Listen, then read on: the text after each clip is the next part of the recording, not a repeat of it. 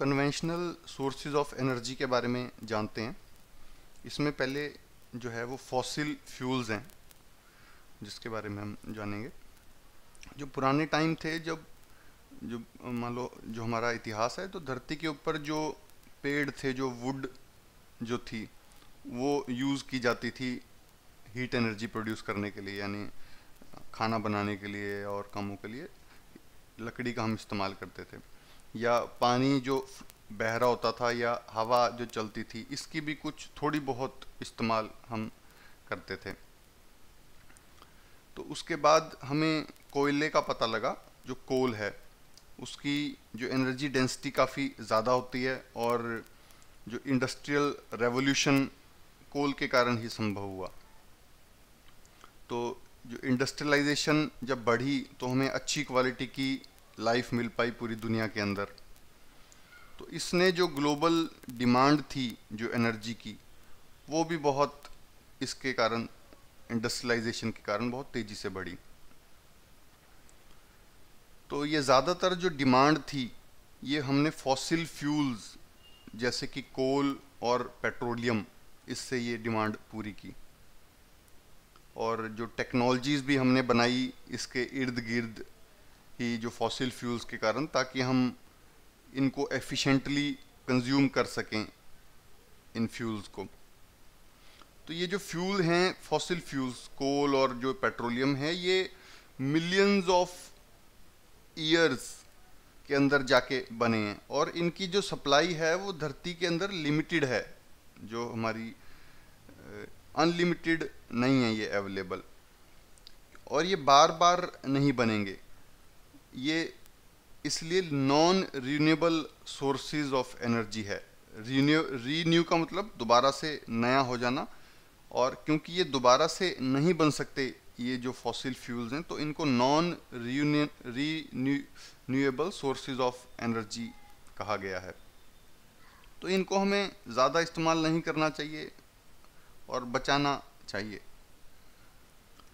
तो जिस तरीके से हम इनको, जो अलार्मिंग रेट पे हम इनको कंज्यूम करते जा रहे हैं, तो जल्दी ही ये जो फॉसिल फ्यूल्स हैं ख़त्म होने वाले हैं। तो आज की डेट में जो फोकस कर रहे हैं वो अल्टरनेट सोर्सेज ऑफ एनर्जी पे फोकस कर रहे हैं, जिसके अंदर सोलर एनर्जी, विंड एनर्जी या हाइड्रो इलेक्ट्रिसिटी, पिछले कुछ दशकों में हमने उस पर भी फोकस किया, तो ये ज़्यादातर उभर रहे हैं। तो ये जो फॉसिल फ्यूल्स जो हैं, इनको जलाना और भी कई तरीक़ों से नुकसानदायक है। जैसे क्लास 9th में हमने सीखा कि ये फॉसिल फ्यूल्स एयर पॉल्यूशन करते हैं। कोल और पेट्रोलियम को जब हम जलाते हैं तो ये कार्बन, नाइट्रोजन और सल्फ़र के ऑक्साइड्स रिलीज़ करते हैं जलाने के ऊपर, और ये एसिडिक ऑक्साइड्स हैं। जब ये हवा में जाते हैं तो एसिड रेन इसके कारण होती है। तो ये एसिडिक ऑक्साइड्स जब हवा में मिल जाते हैं, और जब बारिश होती है तो बारिश के पानी में मिल जाते हैं। उस रेन के अंदर एसिडिक नेचर होती है उस रेन की, तो उसको एसिड रेन भी कहा गया है। और इस तरीके से ये पानी और मतलब सॉइल में भी ये पॉल्यूशन मिल जाते हैं, और पानी को भी वाटर पॉल्यूशन भी करते हैं और सॉइल पॉल्यूशन भी करते हैं, एयर पॉल्यूशन के साथ साथ। और कुछ जो गैस प्रोड्यूस होती हैं जैसे कार्बन डाइऑक्साइड, वो ग्रीन हाउस इफेक्ट भी प्रोड्यूस करती हैं, जिससे कि धरती का टेम्परेचर पिछले कुछ दशकों के अंदर धीरे धीरे इन फॉसिल फ्यूल्स के इस्तेमाल करने के कारण कुछ डिग्री बढ़ता जा रहा है, और ये नुकसानदायक है हम सब के लिए। तो ये हम कुछ सोच के देखें कि अगर हमें इलेक्ट्रिसिटी ना मिले हमारे घरों में, तो हमारा क्या दिक्कत आएगी। बिल्कुल सारे काम हमारे ठप हो जाएंगे। तो इलेक्ट्रिकल एनर्जी मिलना देश के लिए और उसके लिए बहुत ही, प्रगति के लिए बहुत ही ज़रूरी है। तो अब आने वाले टाइम में सवाल है कि कैसे हम क्लीन सोर्सेज ऑफ एनर्जी इस्तेमाल कर सकते हैं इस इलेक्ट्रिकल एनर्जी को पाने के लिए। ये जो फॉसिल फ्यूल्स हैं जो पॉल्यूशन जो कर रहे हैं, उसको कम करने के भी हमें तरीके ढूंढने पड़ेंगे।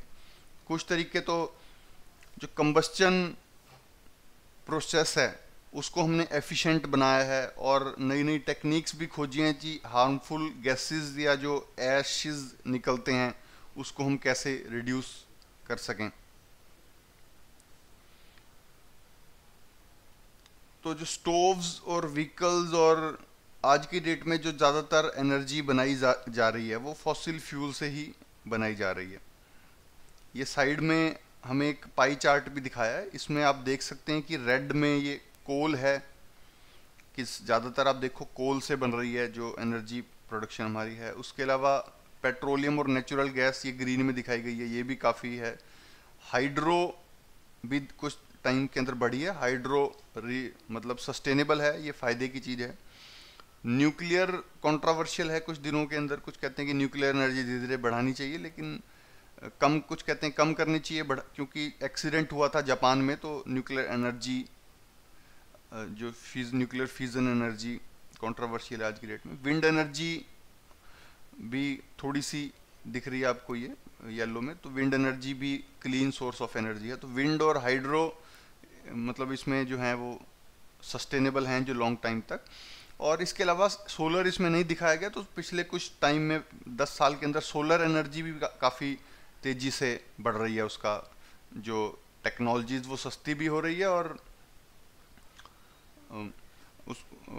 मतलब उसका यूज़ भी बढ़ रहा है, उसकी प्रोडक्शन क्वांटिटी भी बढ़ रही है।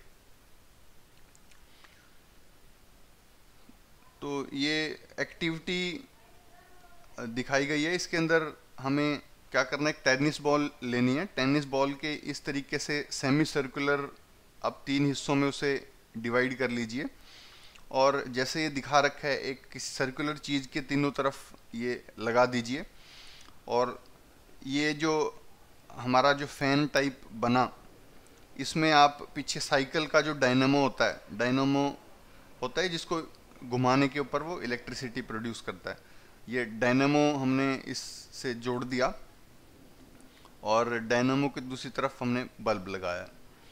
साथ में हमने एक प्रेशर कुकर, जो हमारे घर में कुकर अवेलेबल होता है रसोई में, उसको लिया, उसके ऊपर ये पाइप लगा दी, ताकि जो स्टीम निकलती है पानी गर्म करने में कुकर में, वो इस तरफ हम डायरेक्ट कर सकें।